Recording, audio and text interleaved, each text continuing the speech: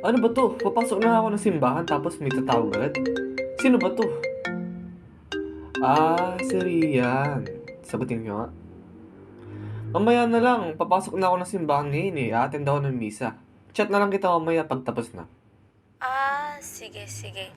Basta chat mo ko May favor lang sana ako. Sige, oo, mamaya. Basta pagtapos ng misa. Promise, i-chat kita. Bye-bye. Let us pray. Look upon us, O God, Creator and Ruler of all things, and that we may feel the working of your mercy. Grant that we may serve you with all of our hearts through our Lord Jesus Christ, your Son, who lives and reigns with you in the unity of the Holy Spirit, God, forever and ever. Mother of Christ, Amen. Mother of Christ, Amen.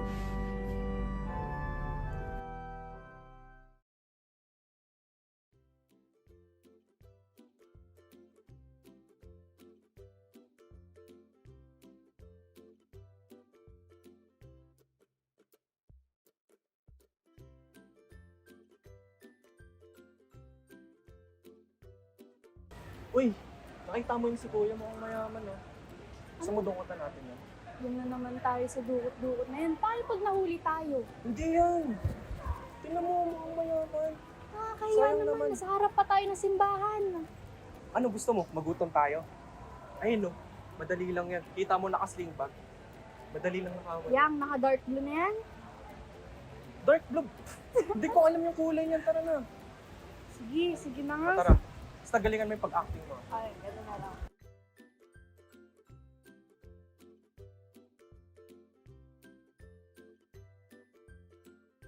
Uy, Kuya! Wait lang, wait. Chat ko lang. Baka gusto mong ano? Ay, legit ba yan? Hindi sa amin. Ito, murang-mura lang to, Rosario. Paano ba yan, boy? Ano to? 50 to, pero para sa'yo, 20 na lang. Kasi gwapo ka naman eh. Ano, mukha lang ka pa. Sige na. 20 lang yan, kuya? 20 na lang para sa'yo kasi pogi. Uy! Wallet ko!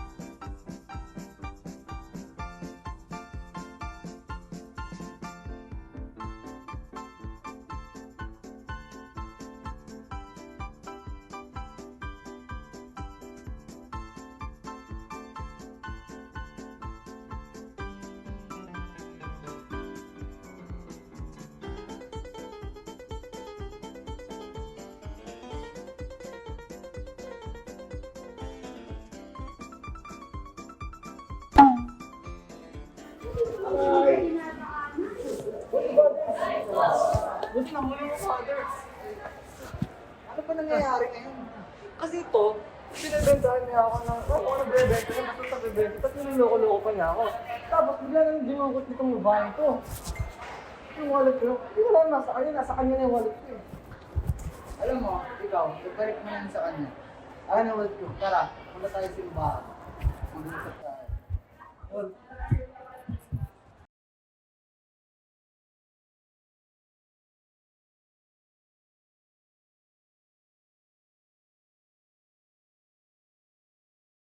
O ayun, nasa loob na tayo. Bakit nyo ba nagawang nakawin yung wallet ng lalaking yun? Father, intindihin niyo naman po kasi sitwasyon namin. Yung kapatid ko po, kami po, wala na po kaming pamilya. Wala na po kaming makain, wala po kaming pera.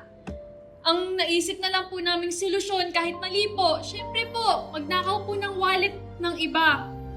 Mamamatay po kami sa gutom kung hindi po kami magnanakaw. Opo, Father. Ako yung may idea na nakawin yung wallet ni Kuya kanina. Pero Father, napilitan lang naman yung kapatid ko na magnakaw para sa pagkain. Kasi kailangan namin pagkain. Nako, naawa naman ako sa inyong dalawa. O sige na, sabihan ko na lang mamaya yung tindera doon na bigyan kayo ng pagkain. Talaga ba, Father? Oo, totoo. Libre ko na kayo mamaya. Hindi niyo po ba kami gino-joke time, Father? Hindi, ito ayaw talaga maniwala ng dalawang to. Basta, huwag nyo nang uulitin yung ginawa nyo kanina. Opo, Father. Hindi namin Salamat ulitin. po. Sige, magpala kayo. Ngayon, humingi kayo ng pagpapatawad sa Diyos para makakuha kayo ng sakramento ng pagkakasundo. When was your last confession?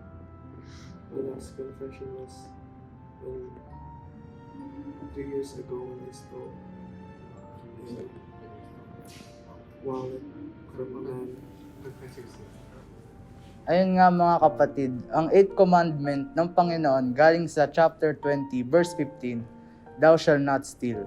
Itong commandment na ito ay hindi gaano ka-particular kasi marami tayong pwedeng nakawin katulad na lang ang buhay ng isang tao. Ibig sabihin lang nito ay hindi natin pwede kunin ang kahit anumang bagay na may pag-aari ng isang tao. Talaga naman kasing di tama ang kuhanin yung mga gamit ng iba kahit na mapamaterial na bagay pa yan o mga idea pa.